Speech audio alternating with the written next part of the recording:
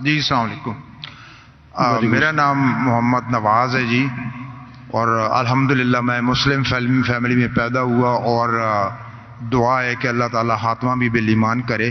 لیکن انگلینڈ میں طویل عرصہ گزارنے کے دوران جب میں غیر مسلموں کو، گوروں کو اسلام کی طرف راغب کرنے کی کوشش کرتا تھا، تو جو ان کی طرف سے اعتراضات آتے تھے وہ آپ کے سامنے سوال کی صورت میں رکھ کے آپ سے رہنمائی چاہتا ہوں.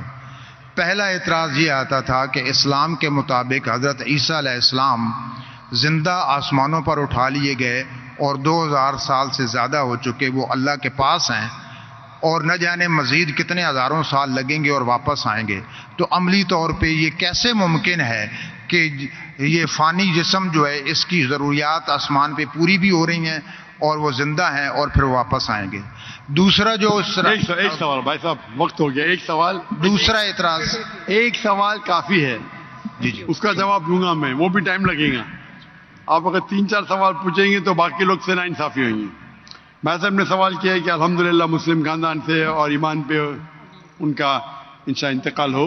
جب وہ UK میں تھے، وہاں جب اسلام کی دعوت دیتے تھے تو غیر مسلم کہتے تھے کہ عیسیٰ علیہ السلام کو اللہ نے اپنی طرف اٹھا لیا، 2000 سال ہو گئے اور کتنے سال ہوں گے. تو جب اٹھا لیا تو کیسے وہ زندہ ہے؟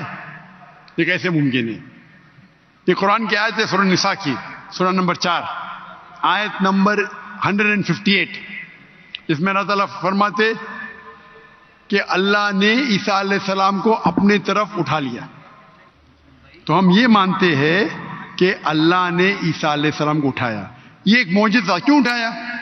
ایک واحد پیغمبر جن کو اللہ تعالیٰ نے کیوں اٹھایا؟ کیونکہ جتنے بھی پیغمبر آئے ان کے انتقال کے پہلے الحمدللہ ان کے فالوورز، ان کے ماننے والوں یہ مانے کہ وہ اللہ کے پیغمبر تھے اور انہیں توحید کی دعوت دی. عیسیٰ علیہ السلام ایک واحد پیغمبر ہے جن کے ماننے والے کو غلط فہمی تھی کہ عیسیٰ علیہ السلام نے خدا بننے کا دعویٰ کیا. تو کیونکہ اکثر عیسیٰ کے ماننے والے کو غلط فہمی تھی کہ عیسیٰ علیہ السلام نے دعویٰ کیا کہ میں خدا ہوں، اللہ نے انہیں اپنے طرف اٹھا لیا. اور قرآن کی آیت ہے سورہ مائدہ سورہ نمبر 5 آیت نمبر 116 میں کہ عیسیٰ علیہ السلام واپس سے آئیں گے.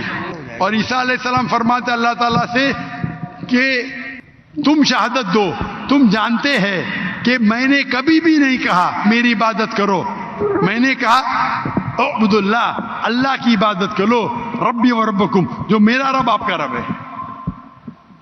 یعنی آخرت کے پہلے عیسیٰ علیہ السلام واپس سے آئیں گے، کہیں صحیح حدیث میں لکھا ہے، اور لوگوں کو کہیں گے کہ میں نے کبھی بھی